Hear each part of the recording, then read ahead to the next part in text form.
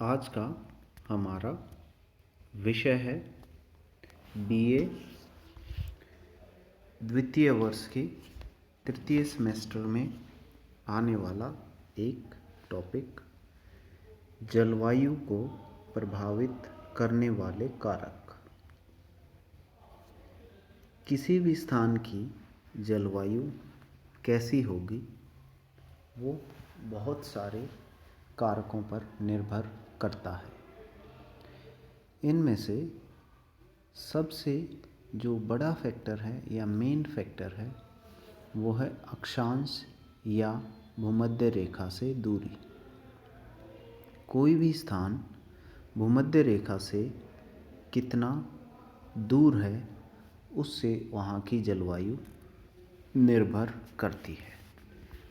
जो स्थान भूमध्य रेखा के पास में है वहाँ सूर्य की किरणें सीधी पड़ती हैं और वो अपेक्षाकृत ज़्यादा सूर्यताप की प्राप्ति करते हैं और वो अधिक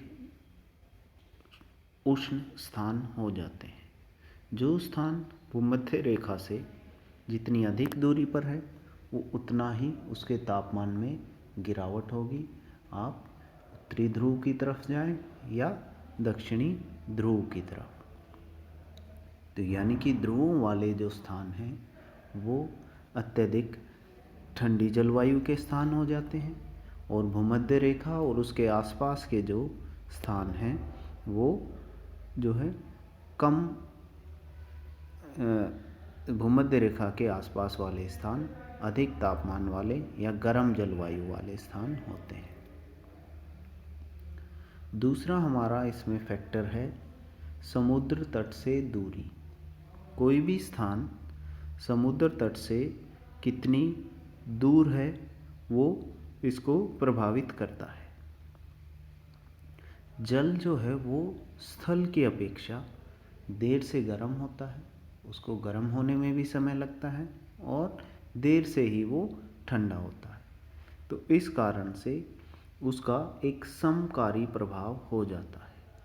तो इस तरह से जो स्थान समुद्र तट के आसपास है वहाँ के तापमान में बहुत ज़्यादा विभिन्नता नहीं होती, वो जो है ज़्यादा विभिन्नता वाला स्थान नहीं होता।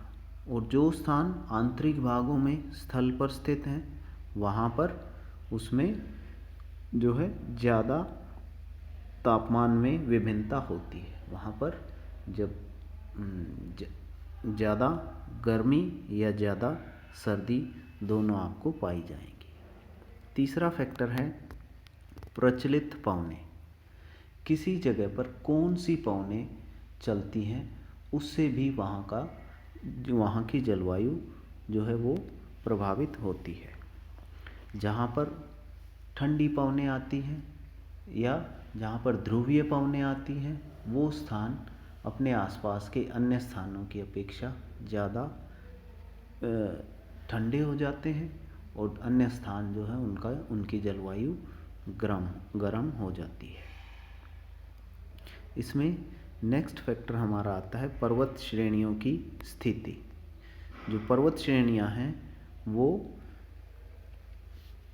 कैसी हैं, किस अवस्था में हैं, उनकी लोकेशन कैसी है, ईस्ट टू वेस्ट है या नॉर्थ टू साउथ है, उससे भी जो है जलवायु प्रभावित होती है। जैसे हिमालय पर्वत है, भारत के उत्तर में स्थित होने के कारण ये उत्तर से आने वाली जो अत्यधिक शीत ऋतु में अत्यधिक जो शीतल पवनें हैं उनको रोक लेता है और भारत की जलवायु को अत्यधिक शीतल होने से बचा लेता है।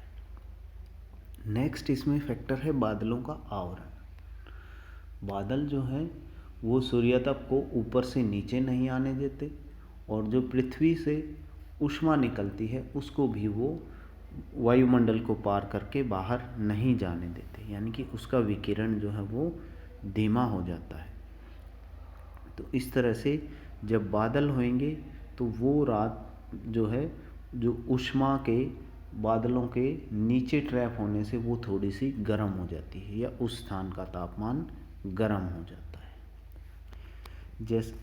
जैसे प्रचलित पवनें किसी स्थान की जलवायु को प्रभावित करती हैं, ऐसे ही समुद्री धाराएं हैं, वो भी किसी स्थान की जलवायु को प्रभावित करती हैं।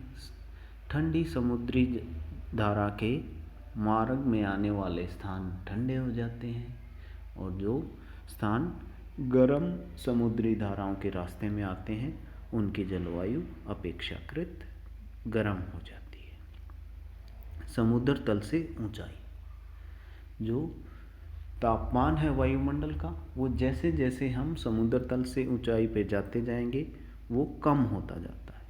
तो इस कारण से जो स्थान समुद्र तल से जितनी अधिक ऊंचाई पर है उसका तापमान जो है उतना ही कम होता जाता है। इसमें जो अंतिम कारक है वो है मिट्टी की प्रकृति और वनस्पति का आवरण। मिट्टी कैसी है, वो बालू मिट्टी है या काली मिट्टी है या किस तरह की चट्टान है, वो भी जो है जलवायु को प्रभावित करती है। और वनस्पति वहाँ पर कितनी उपलब्ध है, कितने प्रतिशत भाग पर वन या वनस्पति उपलब्ध हैं, उससे भी किसी स्थान की जलवायु जो है गर्म या ठंडी हो सकती है। क्योंकि वनस्पति जो जहाँ पर वनस्पति का आवरण है वहाँ जो सूर्य की जो ऊष्मा है वो एकदम से प्राप्त नहीं होती, वो धीरे धीरे या बहुत सारा उसका भाग जो है वो परावर्तित कर दिया जाता है। तो इस कारण से जो वनस्पति के आवरण वाले स्थान हैं उनमें भी लगभग जो ऊष्मा का जो अत्यधिक विभिन्नता है वो नहीं पाई जाती।